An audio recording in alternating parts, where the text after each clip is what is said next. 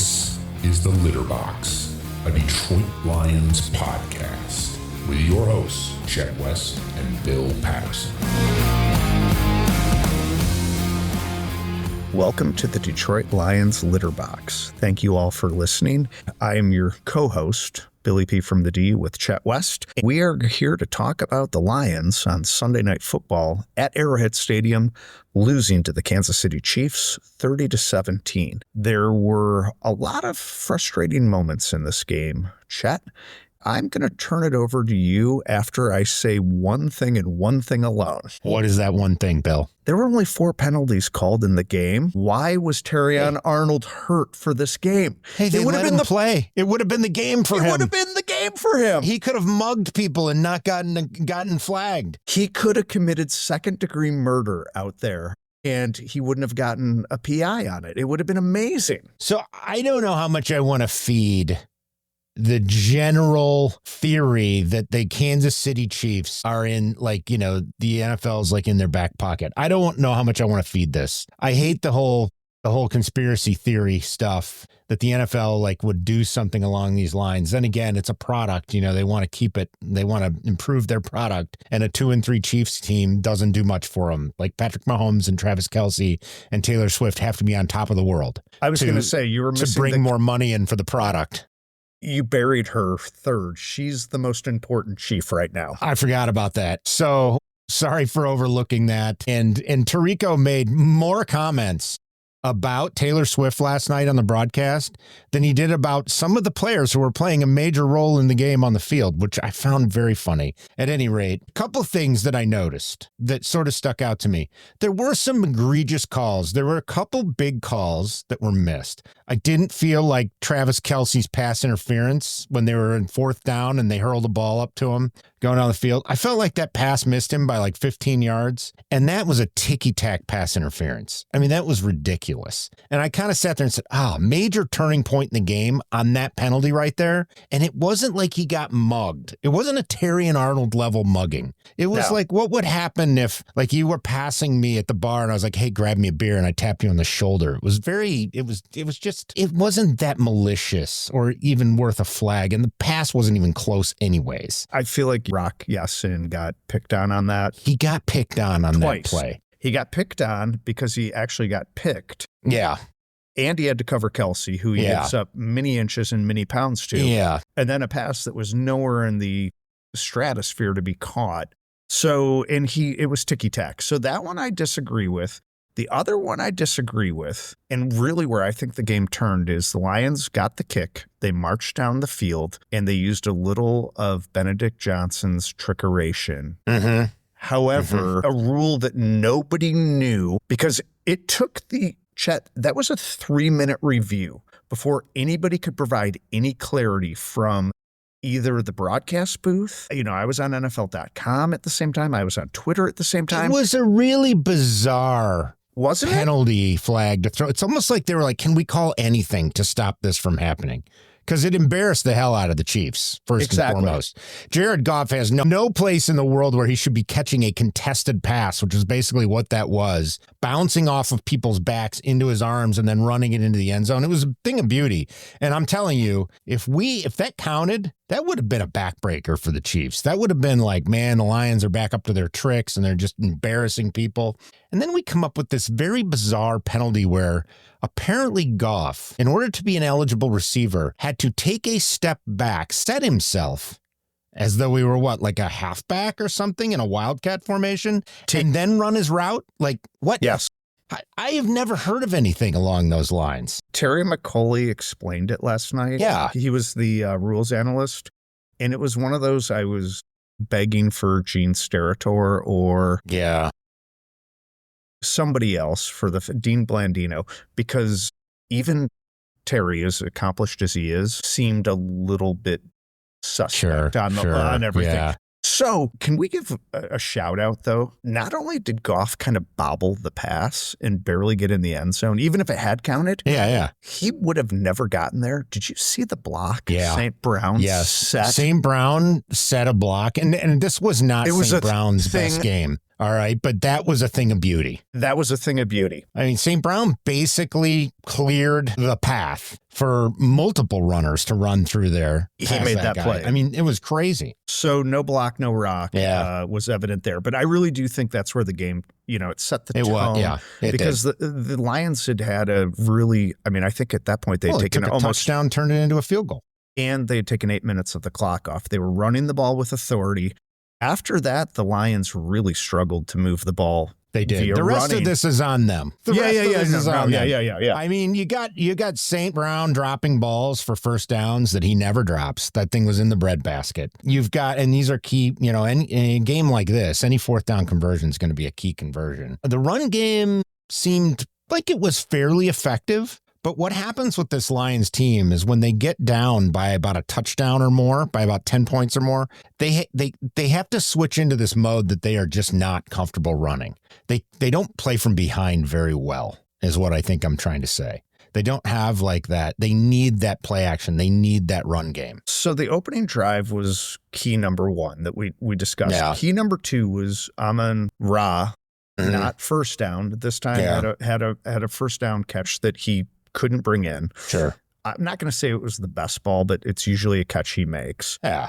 And the Lions turned it over on downs at that point, and the Chiefs went ahead. That's when the game started getting not out of reach, but then the Chiefs received the second half kickoff. Sure. You're correct. The Lions really abandoned the run game. There was something else amiss, though, and I can't decide if this is on Johnny Morton, the OC, or if something else was going on. It seemed like the Lions were getting decent protection, but Dan Skipper was the starting left tackle this game, who is your third string left tackle. Yeah.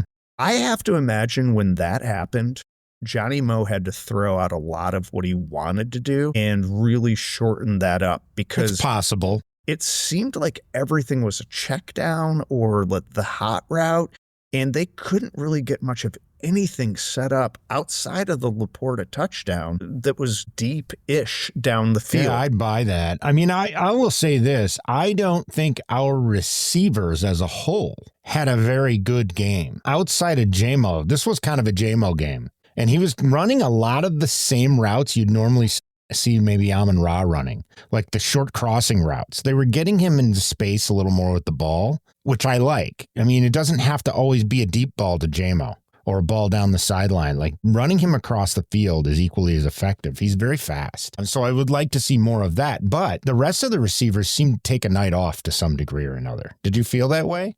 I can't say anything bad about St. Brown. So I know. I'm going to leave him immune from this. Sure. It was a bad game by his standards, but he still had 5 catches. Yeah. I mean, he had that one drop, but he moved the ball and did what he needed to do. He blocked like crazy. I just think the offense somehow got out of rhythm and never really regained it. And there's multiple points. We mentioned the 2 big ones. Yeah. The Chiefs were able to run the ball. It's a good way of putting it, rhythm. I don't feel like they had a rhythm. They did not have a rhythm. And the hysterical part is one of our previews was that the Chiefs' leading rusher was Patrick Mahomes. I know. Who did have a pretty excellent rushing touchdown. Yeah. But then they got Pacheco going and the running game started flowing.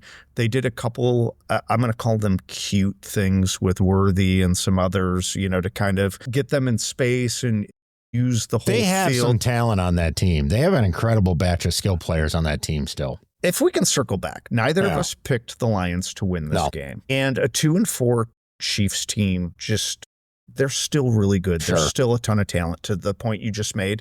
I don't really want to get into conspiracies, but it is a little curious that there were no penalties called on them. That penalty called on Goff was pure puzzlement, if to say the least.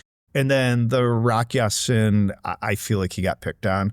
Got picked on. It could have also been that the officiating crew forgot that TA was actually not playing. So one other thing I would call out too, I mean, these are all offensive things here. Our pass rush seemed to take a little vacation again. Yes. What were your thoughts there?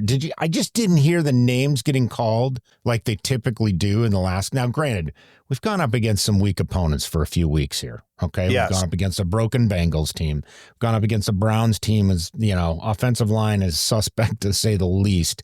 a Bears team that's the Bears. And the Ravens aren't good. And the Ravens just aren't good now. Like they've just gone kind of south. Yeah, I mean, they haven't been good for a month, and we'll see, But so, yeah, I think there's something to say for the fact that our defense just didn't. The pass rush just wasn't there. There wasn't any penetration. I rarely heard Reeder's name getting called. I rarely heard Hutch's name getting called. It did a couple times. He had a couple nice, pressures, but I think Al-Qadim Muhammad toward the end of the game got a sack in there maybe. But you're talking about some speckled efforts and then the defensive backfield is just maligned right now. There's so many issues. So going back to your question. Yeah. This defense goes as Hutch goes, and Hutch did not have a great game. And it's interesting because both tackles one was a starter, but the other was almost a third string tackle for the Chiefs. And he really struggled. Yeah. And if you recall the last time the Lions played at Arrowhead, the starting tackles it was almost like they were out of their stance and they were almost in the backfield. It didn't even seem like they were on the line of scrimmage. And they took a similar approach where it seems like if you can give yourself another step against Hutch, you can mitigate some of the damage. And that's some of the complaint from some of the calls in this game was there was a lot of false starts that didn't get called, a lot of lining up, off the line to get an edge that didn't get called. And some of those offensive linemen for the Chiefs have suffered many calls recently. I mean, one of the great, if you go on the Chiefs Reddit thread right now, I think I saw a post about their left tackle was like, no penalties tonight. Oh my gosh, look at that. He's like, it's like, doesn't that sort of make you think that there's something suspicious up? That at the least the refs just weren't watching. They just decided to call it real loose in this game along the line. I don't know, but you're right. Like they do seem to get that extra step or that extra jump. And if the officials aren't calling it, that's a huge advantage. Huge advantage. So one last thing, Derek Barnes is really disappointing me this year. And here's why. He was supposed to be that third linebacker that could be helpful off the edge. And this is the third week in a row that if you heard his name, you had to be listening very carefully. And he is one that I know that Spielman and Brad Holmes and Dan Campbell, the Brain Trust, absolutely believe in the guy. But to this point, I've wanted to believe in him too. I love that they re-signed their own draft picks. I love that, he's I think a fifth rounder that they've invested in and believe in. Chet, he needs to step up his game. Do you feel like he has like an all-star game or he is just gone and just completely null and void from the game plan? It's like one or the other with him. He is Kyle Van Noy 2.0. I think they don't know what to do with him. Well, and Campbell can have those games too. And granted, Campbell is a little more consistent with his performance, but Campbell can have games like I didn't see much of Jack Campbell last night. And when I did see him, he was getting blown by, either Kelsey or somebody was absolutely leaving him in the dust. So I don't know. Maybe we just don't have a linebacking core that's that great. I have to give a squared credit. Alex Anzalone played a whale of a game. He was all over the place. He had a game. However, he was also just cleaning up everybody else's messes. Overall, the Lions D didn't play well. They didn't rush the passer, and they didn't tackle. There were so many broken tackles, Chet. We can't even go through play by play. And then I know you've been a little bit hard on him this year, and I've tried to soften it. Our rookie defensive tackle was nowhere to be found last night. I think Tyreek is not. He has been missing in action. The D tackles on this team just seem to be missing in action. We get no pass rush from him up the gut, and I don't see him doing a ton of run stuffing. Not last night. No. Yeah. And then let's talk about what happened post game. So the Lions are out of it. It ends, and then Brian Branch, whether Juju Smith-Schuster blocked him illegally or did anything in the game, that doesn't matter because what he did was Bush League, punching Juju Smith-Schuster. And also Mahomes he's like a Manning. He's like NFL royalty. Yeah. If the guy wants to shake your hand, shake his hand. Okay. Like you're not going to win this PR battle against Patrick Mahomes. And so then he takes a bad situation after ignoring Patrick Mahomes, makes it worse. And then ironically, Dan Campbell, who had nothing to do with any of this, apologizes to Andy Reid, the Chiefs, to Juju Smith-Schuster, to Patrick Mahomes, which is a class act thing to do, so that the Lions, the Branch's stink doesn't carry over to the Lions. 100%. My question for you on this, though, is I'm thankful I did not buy my Brian Branch jersey because I don't know that he's as talented as anybody out there, Chet. He makes a lot of hot-headed mistakes. This is not going to fly. He is the JMO of the defense is what he is. He makes a lot of hot-headed mistakes. I mean, if it's not Terry and Arnold doing, things that are questionable. That's on the field. Yeah. Then it's Brian Branch. I mean, he's gotten booted from a game or two over the past couple seasons for doing some stuff. He just has had a bad kind of run with his discipline, maybe. Yes. And they were talking, Mahomes last night was kind of talking a little trash in the end zone to him. I'm sure Schuster had his mouth running all game long, but you got to be above it. You got to get past it. You got your butt whipped. And you got to turn around and just shake hands with the guys and call it what it was. You lost and take your L, own it, and walk off. But yeah, Branch, there's some question marks there. Yeah. There's a few question marks there. And I don't want to, it happened. What are you gonna do? Well, but I do think this is one with Hutch needing to be extended, which, we agree needs to happen. I think Branch moved himself down a few pegs, that Campbell might get an extension, that Laporta might get an extension, that other guys in this organization might have jumped ahead of him because the Lions took their time with JMO because of his off-field or dumb things, the gambling. I still think that was a bad signing, but whatever. Yeah, and I agree with you on that. So, should we talk about the performance of some of these guys here? Please do. Dive into the numbers. And then I've got a pretty good preview of the next game as well. Well, let's do a quick overview of the PFF grades for the offense. Sam Laporta capped everything off with a 90.4. He had the best offensive game PFF grade-wise of the whole No surprise, offense. And he gets my offensive game ball. He had some awesome routes, catches, blocks. He also had that touchdown catch that was unbelievable. I kind of just... right in Kelsey's house, nonetheless, which was kind of cool. I was like, yeah, you're not the only tight end in the field. He doesn't have a Taylor Swift to go along with it at this point, but, Have you seen his... No, I have not. I was just about to say, I don't know who he's got. Maybe he's got something better. Who knows? She features heavily. She's good buddies with Christina Goff, Jared's wife. No kidding. Okay. And I would say that Jack's done okay for himself. Okay, Excuse me, Sam has done okay for himself. Good job, Sam. Okay, so second on the list, Christian Mahogany. Got an 85.1. Now, here's the interesting thing about Mahogany, and I'm seeing this all season. His pass block grade, he had an 8.1, Bill. His pass block grade was a 25.9. His run block was a 92. How? That's amazing to me. And that might have been the skipper effect over there on the left side, maybe pulling him out of position, whatever. I mean, a lot of these PFF grades aren't just the success of the action. It's like, are you in the right place at the right time? Are you in your position, playing your position, doing what you're expected to do? If you miss an assignment, something like that, you're going to get graded down. I had him on our call sheet or shot sheet having played really well. I didn't think the pass grade would be that low. Thought he did fine. Yeah. However, playing next, Skipper did not look good out there. I thought he looked fine. I didn't think he looked great. I thought he looked better than Manu. Let's put it that way. All right, we can debate that another time. Yeah, next on the list, number 3 was Jameson Williams. JMO had his game. He had an 84 overall. Good grades across the board, so give JMO his props. Jared Goff came in 4th with an 80.6. Solid game. That tells you, there must have been a gap somewhere else in this deal. It wasn't quarterback play necessarily. 5th was Penei Sewell with a 78.3. So those are your top scorers as far as PFF goes. For Sewell, that's like failing a class. Yeah, I know. So he's going to come out. So what this tells me is the offensive line has nowhere to go but up. Yeah. Goff has nowhere to go but up. Johnny Moe has nowhere to go but up. I'll tell you the guys that were surprising here. Yeah, Tesla had the worst grade of the regulars at a 46. He played 25 total snaps. He looked lost. So I say regulars, but it was still only half the snaps. He was not a difference maker. He has gone down. He just doesn't seem to be involved. And I think he missed a block or something on an end around last night. And I can't remember who it was. One of the receivers chewing him out. I think it might have been Amon Ra.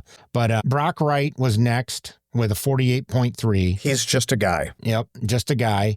Amon-Ra St. Brown had 48 snaps. He had a 56.1 overall. He did not score above 60 in any metric yesterday. So this was just a bad game. That's what a bad game for Amon-Ra looks like last night. And Sewell. I think that's what a bad game for Amon-Ra looks like. Your two best offensive players, not named Jared Goff, both had subpar games for themselves. And then your next guy to call out was Dan Skipper at left tackle at a 56.7 overall. He had a better pass block grade than Christian Mahogany, but he had a similar run block grade in the 50s. So he didn't quite live up to it. But you know what? He's our third string left tackle. I don't know what we would expect from that. Nothing more. I mean, next man up is a thing, but like, geez, how far down the depth chart can you go to get there? You can't. You're not supposed to start. Which scares me because we have nothing at left tackle past Taylor Decker. I mean, too soon on Manu and Dan Skipper shouldn't. Yeah.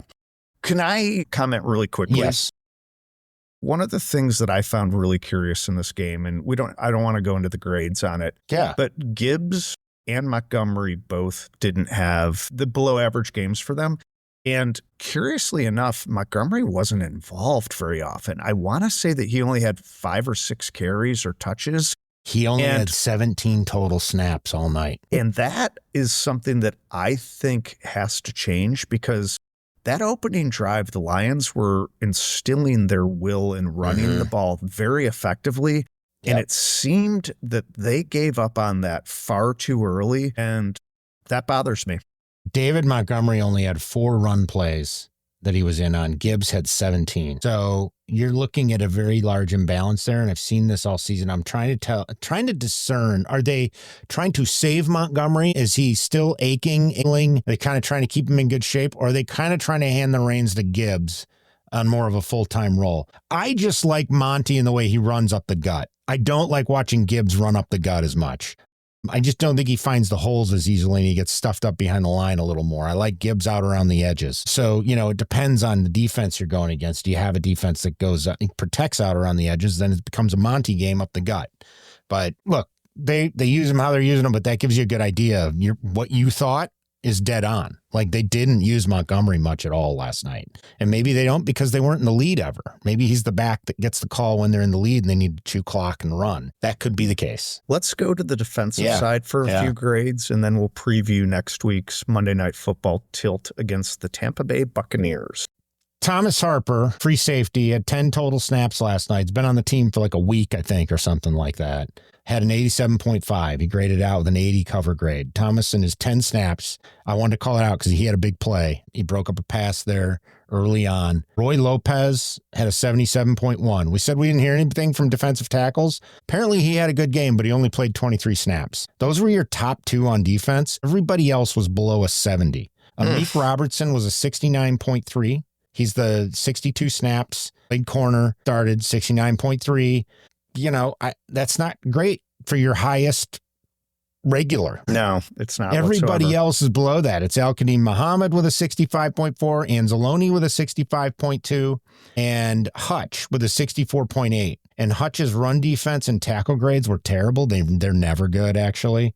His pass rush was an 87.2. He had the highest pass rush grade of the crew. And if we go down to the bottom of this thing, you're looking at guys like Kirby Joseph had a 32.6 overall at free safety. He was hurt and probably shouldn't have played. He was hurt going into it, and then he got hurt again. Went to the tent, somehow came out, psyched himself up, and played worse. I know. After it was he really came odd. Out. And then that's when Harper came in and actually played well-ish for 10 plays or whatever. So Jack Campbell and Tyleek Williams are your next 2. Jack Campbell had a 49 overall and Tyleek had a 54.1. So lending a little to our thoughts on where were those guys, or they just kind of weren't out there. Ryan Branch was in the middle, Reeder in the middle. Derek Barnes had a 61.2. He was on the top half. It was really Campbell that got dinged on his grades. Apparently his coverage scores were terrible. And his tackling score was terrible, which is, you don't want to see that from your middle linebacker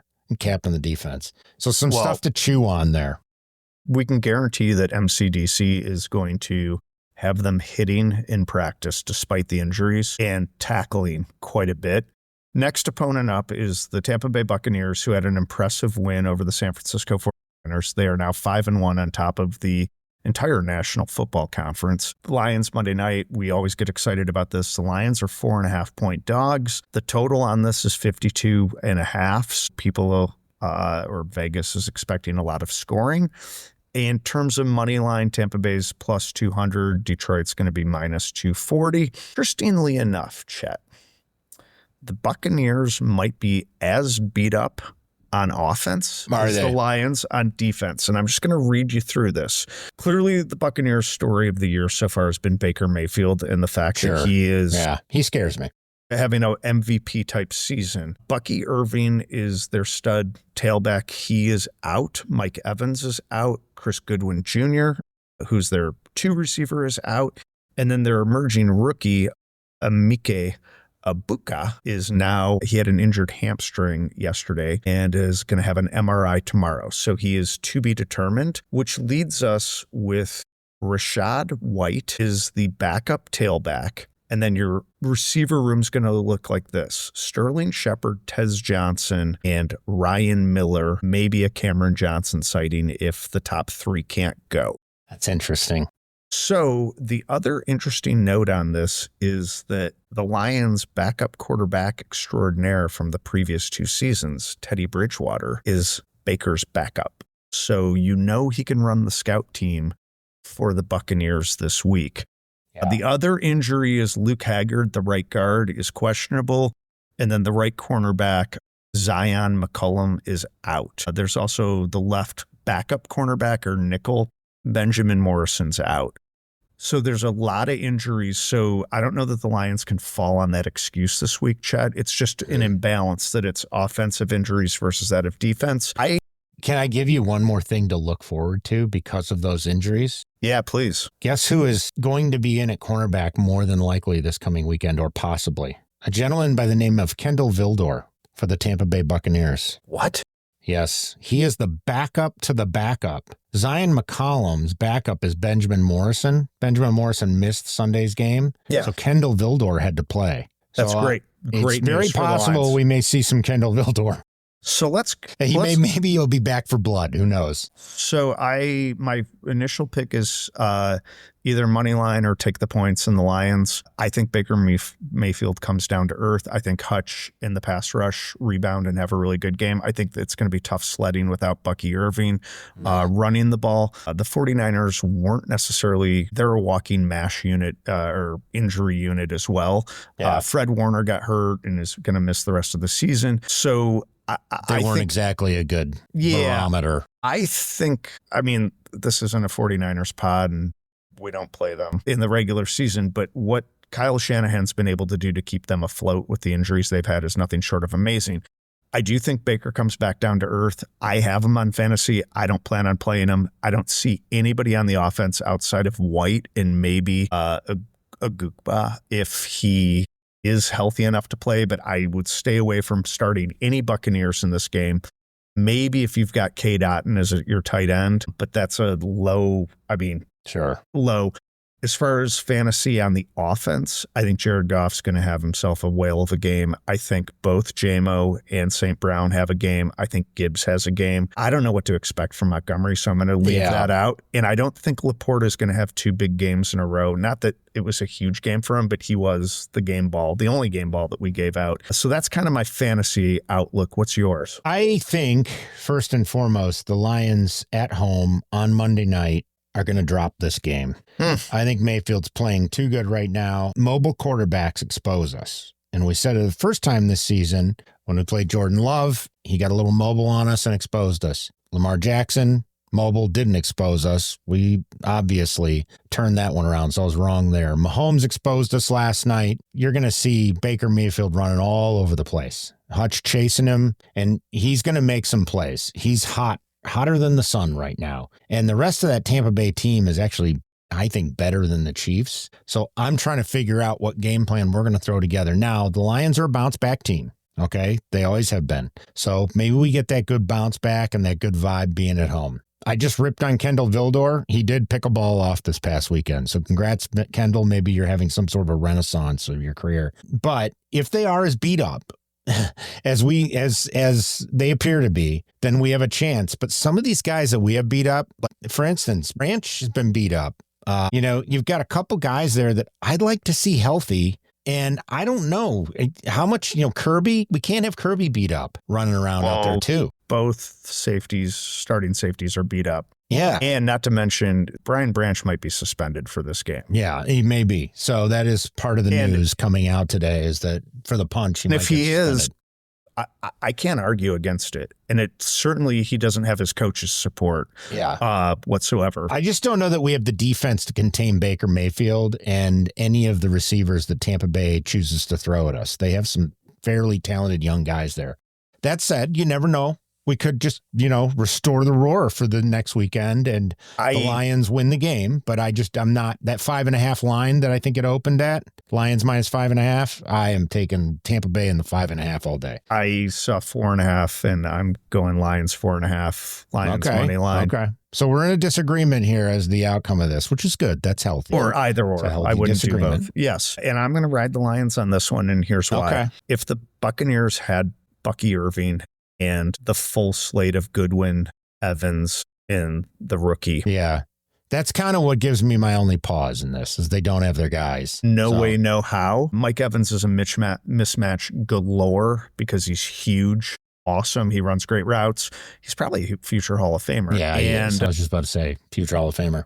Yeah, without those guys, I think it's who's Baker's going to throw to. If the Lions can stop White in the running game, they're going to make the Buccaneers very one-dimensional. And Baker has not turned the ball over with great frequency this year. Yeah.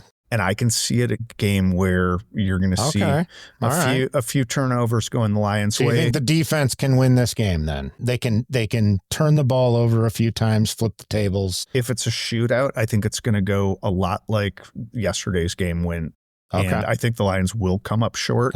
So they're going to need to stop the Buccaneers. Interesting. 3, maybe 4 times. The Chiefs only punted once yesterday. And that's probably the secret to the game, is that they could never get the Chiefs off the field when they needed to. For the Lions, you asked me about fantasy. For the Lions, fantasy-wise, Gibbs and Amon-Ra are like automatic plug and play every game. It really comes down to, would you play Jared Goff? Would you play play Laporta? Would you play I don't think I would play Goff in this one. I would play Laporta, though. He's kind of been coming up pretty big lately. Sure. 4, 5, 6 catches a game, 60 yards seems to be about the norm for him. So the name to watch for our loyal listeners and insiders, Vita Vea is the 3-technique defensive tackle galore for the Buccaneers. And the Buccaneers have given the Lions fits. Yep. And Vita's been on the... Last season, they beat the Lions at Ford Field. And the season previous, they gave the Lions fits and everything they could handle in the playoffs. And Vita's name gets called almost every play. He is an absolute stud. So Graham Glasgow, Christian Mahogany, and Tate Ratledge are going to have their absolute, it's going to be a nightmare day for them. They're going to be black and blue. That's going to be the key to the game. He can disrupt the game and single-handedly probably put the Buccaneers in a position to win it. The last thing I was going to say is coaching. You've got Todd Bowles up against Dan Campbell. This is a clear mismatch in the favor of Campbell. Bowles has done a great job getting sharp offensive minds in. The problem is they always leave. And so Liam Cohen was their offensive coordinator last year. He's now the head coach of the Jaguars. And sort of a good problem to have, bad problem to have. Yeah. I mean, it's one of those. We know about that. Yeah, we do know about it. It's worked out okay for us to this point. Yeah. So just a couple more things to look at. I would suggest listeners focus here. The Litterbox Detroit Tigers podcast has come to an end, like the Tigers season. And with that, go Honolulu Blue and Silver, go Lions. We will have a Tigers season wrap-up, so look out for that on the Litterbox Detroit Tigers. But yes, for now, it's all football all the time outside of that one. So go Lions. Let's hope for the best on Monday night.